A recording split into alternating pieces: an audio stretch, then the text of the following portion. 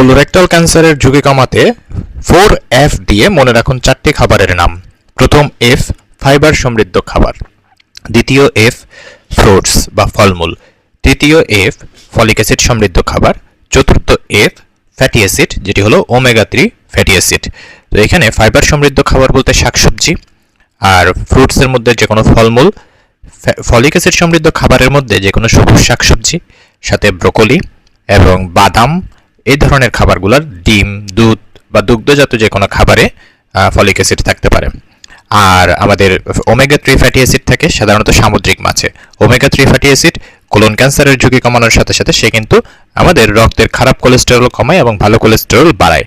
তো এক্ষেত্রে আমরা মনে রাখবো এই 4 ধরনের খাবার, যেটাকে আমরা 4F দিয়ে মনে রাখলাম, সেই 4F বা 4টা F দিয়ে এই সমস্ত খাবারগুলো যদি আমরা আমাদের খাদ্যাভ্যাসে রাখি তাহলে আমাদের কোলন ক্যান্সারের ঝুঁকি কমানো সম্ভব।